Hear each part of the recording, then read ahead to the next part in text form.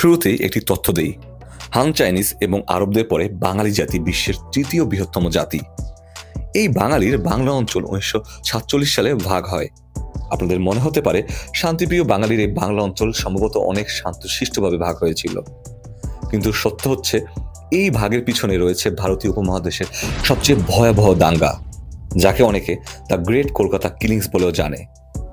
আজ আমরা the great Kolkata killings বা দি ডিরেক্ট অ্যাকশন ডে এর শুরু হওয়ার প্রেক্ষাপট এবং এর ভয়াবহতা নিয়ে আলোচনা করব।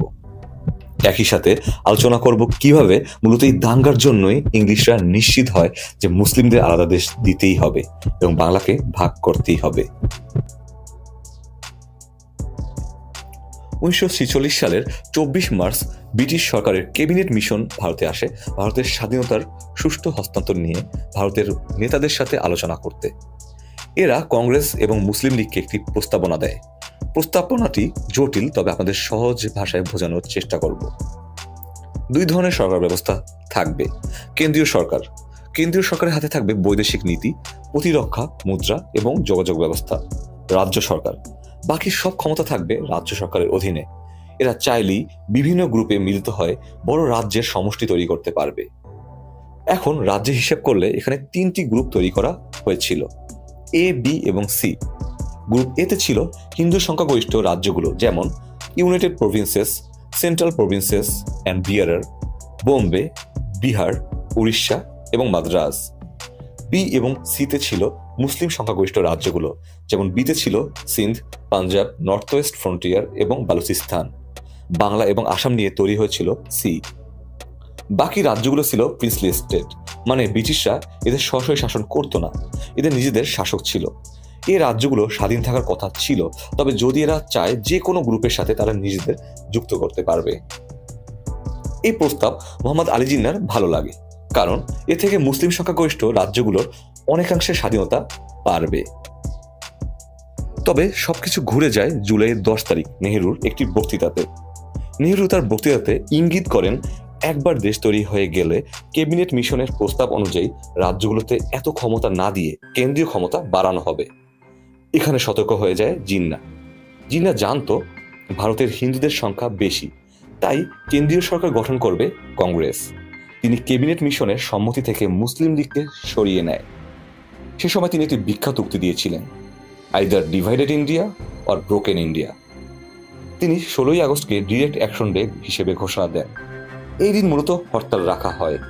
সবাই জানতো মুসলিম লীগ খেলা দেখাবে মূলত বাংলা অঞ্চলে, কারণ এই অঞ্চলে মুসলিম লীগ সবচেয়ে বেশি প্রভাবশালী ছিল। সেদিনের ঘটনা শুরু করার আগে আপনাদের কিছু বিষয় বুঝতে হবে। সে সময় বাংলার মুখ্যমন্ত্রী ছিলেন হোসেন শহীদ সোহরাওয়ার্দী। হরতাল ডেকেছিল তারই দল মুসলিম লীগ। স্বাভাবিকভাবেই তিনি হরতালের পক্ষে ছিলেন এবং বাংলার বিভিন্ন অংশ থেকে মুসলিমরা যে আন্দোলন করতে আসছিল তাদের প্রতি সহানুভূতিশীল ছিলেন সোহরাওয়ার্দী।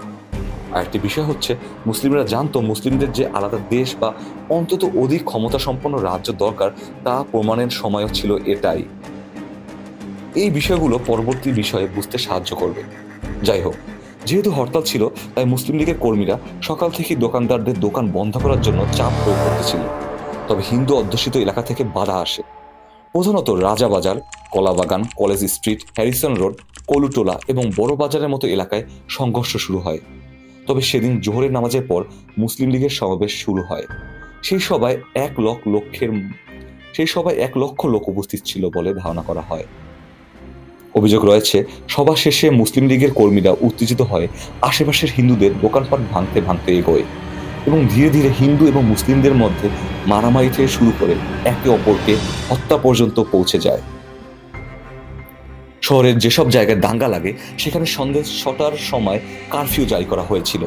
সেই সকল অঞ্চল ও প্রধান রাস্তাগুলো সুরক্ষিত রাখার জন্য রাত 8টায় পুলিশ নজরদারি শুরু হয়, যার ফলে বস্তি ও অন্যান্য অনুন্নত অঞ্চলে পুলিশ ছিল না। আপনাদের আগেই বলেছিলাম, সোহরাওয়ার্দী সাহেব চাচ্ছিল মুসলিম লীগের প্রতিবাদ ব্রিটিশরা দেখুক, আর মুসলিমদেরও দেয়ালে পিঠ থেকে গিয়েছিল। তারা জানতো আলাদা রাষ্ট্র বা আলাদা রাজ্য না পেলে ভারতবর্ষে তাদের দ্বিতীয় শ্রেণীর নাগরিক হয়ে থাকতে হবে। তবে দাঙ্গা যখন পরের দিনে পৌঁছে, তখন মুসলিম লীগ এবং কংগ্রেস নিয়ন্ত্রণ হারিয়ে ফেলে।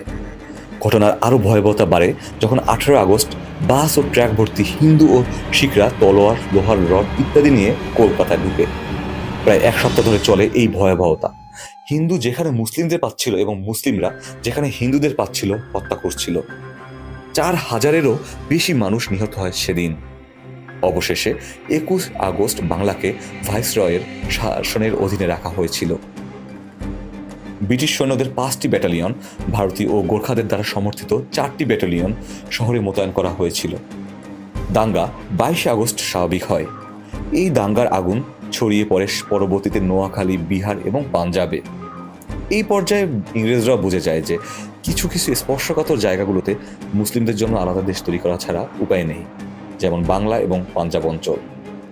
এর পরবর্তীতে বাংলার মুসলিমরা শুধু বাংলাকে নিয়ে আলাদা একটি দেশ চেয়েছিল। বাংলার অঞ্চলের মুসলিমরা সংখ্যাগরিষ্ঠ হওয়ায় হিন্দুরা অবহেলা পাওয়ার ভয়ে ভারতের সাথে সংযুক্ত হতে চায়। ঠিক এই ধরনের অবহেলার ভয়েই মুসলিমরা আলাদা দেশ চেয়েছিল। এই ম্যাপটির হলদে অংশে হিন্দু এবং সবুজ অংশে মুসলিমদের বসতি বেশি ছিল। বিভাজনটা অনেকটা সেই হিসেবেই হয়। ঐতিহ্যবাহী এবং সম্ভ্রান্ত একটি অঞ্চল বাংলা। এই অঞ্চলের দুটি ভাগ সত্যি দুঃখজনক। হয়তো কালের বিবর্তনে ভবিষ্যতে দুই বাংলা আবার এক হবে। আজ এ পর্যন্তই। কথা হবে অন্য কোনো সময়, অন্য কোনো বিষয়ে। ভালো থাকবেন।